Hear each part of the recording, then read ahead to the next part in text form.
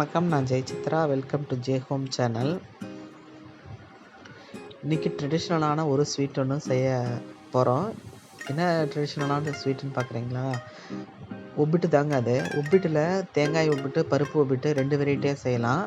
தேங்காய் ஒப்பிட்டு ஏற்கனவே நான் வீடியோவாக போட்டிருக்கேன். கீழே டிஸ்கிரிப்ஷன் பாக்ஸில் கொடுக்குறேன், பார்த்துக்கோங்க. லிங்க் கொடுக்குறேன், பார்த்துக்கோங்க. இப்போ பருப்பு ஒப்பிட்டு எப்படி செய்யறதுன்னு இன்றைக்கி பார்க்கலாம். இதுக்கு தேவையான கடலைப்பருப்பை 1/4 கிலோ அளவுக்கு நான் எடுத்துருக்கிறேன். பாருங்கள், இதை 2 தடவை நல்லா கழுவிட்டு குக்கரில் போட்டு 4 விசில் வர்ற அளவுக்கு வேக வச்சு எடுத்துக்கிறேன். இது வெந்த உடனே வடிகட்டி வச்சிடலாங்க. பாருங்கள், நான் வடிகட்டி வச்சுட்டேன். இது எப்படி இருக்கட்டுங்க. இப்போ இதுக்கு தேவையான மைதா மாவு எப்படி பிசைகிறதுன்னு பார்த்துக்கலாம். இப்போ அகலமான பாத்திரத்தில் ஒரு சிட்டிக்கு உப்பு போட்டுக்கிறேன். ஒரு 2 ஸ்பூன் அளவுக்கு எண்ணெய் விட்டுக்கிறேன். ஒரு 2 கப் அளவுக்கு தண்ணி விட்டுக்கிறேன். தண்ணி விட்டுட்டு நான் 1/2 கிலோ அளவுக்கு மைதா மாவு ரெடி பண்ணி வச்சுருக்கிறேன். அதை சலிச்சு வச்சுருக்கிறேன். அதை போட்டு நல்லா பிசைஞ்சிக்கலாம். சப்பாத்தி மாவு, பூரி மாவு அளவுக்கு கெட்டியாக இல்லாமல் கொஞ்சம் சாஃப்டாக இருக்கிற மாதிரி பிசைஞ்சிக்கலாம்.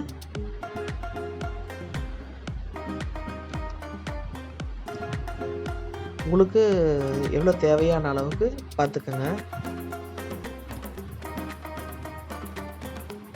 இந்த அளவுக்கு நல்லா கை வச்சு பிசைஞ்சிட்டு பாருங்கள், இந்த அளவுக்கு ரெடி பண்ணிவிட்டேன். இப்போ மேலே ஒரு ஸ்பூன் எண்ணெய் விட்டுட்டு இது ஒரு 1/2 மணி நேரம் அளவுக்கு ஊற வச்சிடலாம்.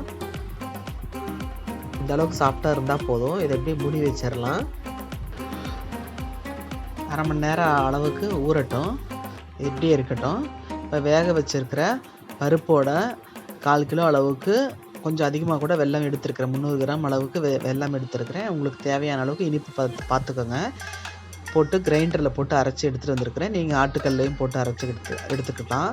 கூடவே ஏலக்காயும் போட்டுக்கலாம். நான் ஏலக்காய் தூளம் சேர்த்து பிசைஞ்சு வச்சுக்கிறேன்.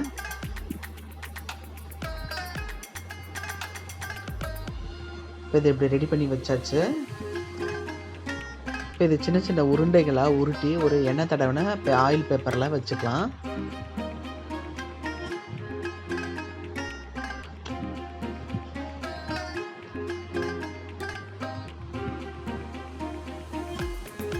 இது எல்லாமே இந்த மாதிரி உருண்டைகளை பிடிச்சி வச்சுட்டு அடுத்தது மைதா மாவு எப்படி இருக்குன்னு பார்க்கலாம் வாங்க.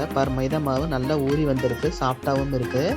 இதையும் எடுத்து கொஞ்சம் கொஞ்சமாக பிரித்து நல்லா தட்டி எடுத்து கையாலேயே பிசைஞ்சு நல்லா சாஃப்டாக பண்ணிக்கலாம். இதையும் சின்ன சின்ன போர்ஷனாக பிரித்து எடுத்து வச்சுக்கலாம்.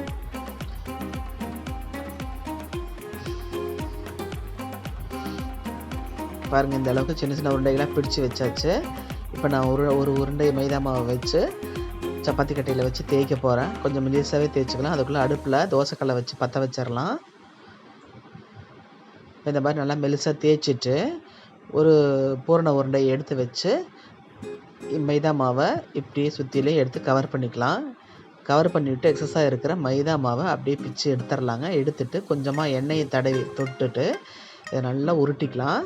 ஒரே மாதிரி உருண்டை ஆகிற மாதிரி உருட்டிக்கலாம். மெதுவாக உருட்டணுங்க. உருட்டிட்டு இதை சப்பாத்தி கட்டையில் மறுபடியும் வச்சு ஒரு சொட்டு எண்ணெயை விட்டுட்டு லைட்டாக தேய்ச்சிக்கலாம். ரொம்ப அமுத்தி தேய்க்கக்கூடாது, மெதுவாக தேய்க்கணும்.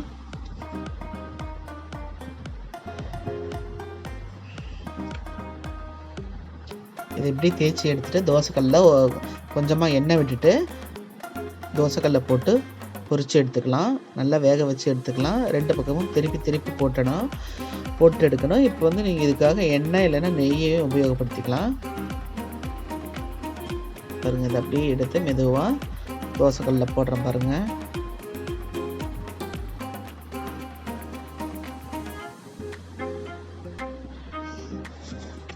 இதுக்கு மேலே நான் நெய் விடுறேங்க.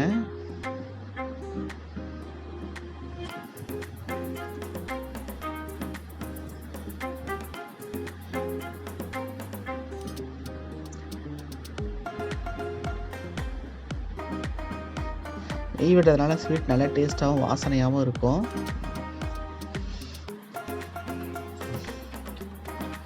ரெண்டு பக்கமும் திருப்பி போட்டு நல்லா செவக்க வேக வச்சு எடுத்துக்கலாங்க. இதே போல் எல்லா மாவையும் சுட்டு எடுத்துக்கலாங்க. இது மாதிரி நீங்களும் உங்கள் வீட்டில் ட்ரை பண்ணி பாருங்கள். சூப்பராகவும் இருக்கும். குழந்தைகளுக்கு ரொம்ப பிடிக்கும். உடம்புலாம் கிடாமல் இருக்குங்க. இந்த மாதிரி நீங்களும் உங்கள் வீட்டில் ட்ரை பண்ணி பாருங்கள். இந்த வீடியோ உங்களுக்கு பிடிச்சிருந்தா லைக் பண்ணுங்கள், ஷேர் பண்ணுங்கள், ஜே ஹோம் சேனலுக்கு சப்ஸ்கிரைப் பண்ணுங்கள். பக்கத்தில் இருக்கிற பெல் ஐக்கானை மறக்காமல் கிளிக் பண்ணுங்கள். வாழ்க வளமுடன்.